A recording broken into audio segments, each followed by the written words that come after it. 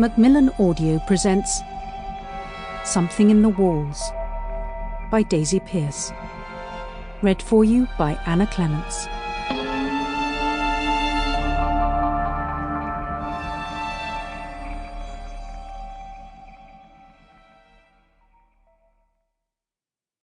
For Anne Professor Booty, the light of all lights.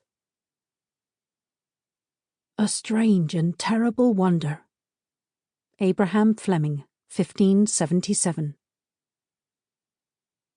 Then the villagers, linked in circles hand in hand, danced round the bonfires to preserve themselves against witchcraft, and when they burned low, one person here and there detached himself from the rest and leaped through the flames to ensure himself from some special evil. Cornish Feasts and Folklore, M. A. Courtney, 1890.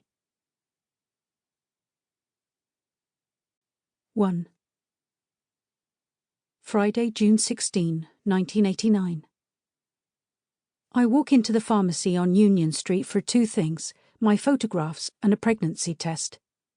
As I stand at the counter, I feel light-headed and thirsty. Nerves, I suppose, or the heat. There was a piece on the radio this morning about a hosepipe ban and water rationing, and Oscar leaned forward in his chair, pushing his glasses up his nose. "You hear that, Mina?" he said, cutting his toast carefully. "You'll be grateful I put that water butt in the garden last winter now, won't you?"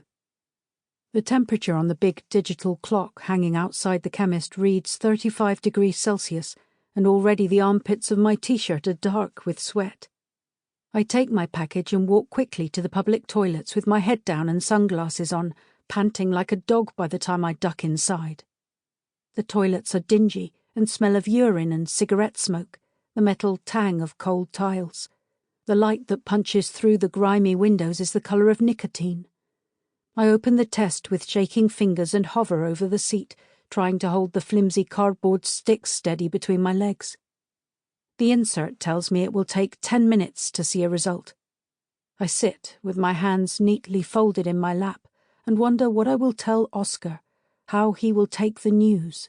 He'll be surprised, I think. He's normally so careful. Last night we passed a roadblock at the site of a traffic accident. The blue lights of the police cars pulsed in the growing darkness.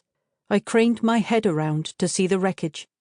An ambulance rolled past, no siren, slow-moving. A funeral pace. Oscar inched the car forward, frowning. "Car accident," he said, nodding toward the scene. Glass chips glittering, hot, bent chrome. He fanned himself with the road map, one elbow hooked out the window. "Looks bad." "That corner's a death trap," I replied. My skin was sticking to the leather seats. God, it was so hot still. "It's not the road, it's the driver." Oscar was frowning. "I've told you that." I looked at him sideways. "You don't know that.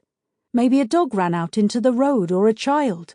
Maybe the driver fainted. You don't know what happened." He snorted, shaking his head. I knew what was coming.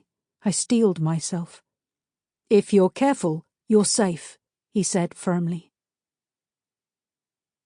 6 minutes have passed by my watch. I drum my fingers. If you're careful, you're safe. Well, on that last night of the holiday we hadn't been safe, had we? We had one too many ouzos, and now here I am, sitting in the cubicle of a stinking public toilet with my head in my hands, waiting for the little stick to tell me whether I'm to be a mother.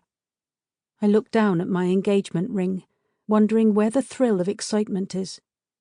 My mother told me that stuff was for storybooks and young lovers in movies. "In real life, you just want someone who can remember to descale the kettle, pet," she said, giving me a knowing look. "If you want excitement, take up skydiving." I glanced down at my bag, remembering the photographs I collected. I'd taken a roll of film to be developed a couple of days ago, mostly pictures from our holiday to Crete and the tour we took to see the Palace of Knossos. Now I pull them out and flick through them, marvelling at the blue depth of the sky against the whitewashed houses, the umber-coloured alleyways. Sample complete. Ready to continue?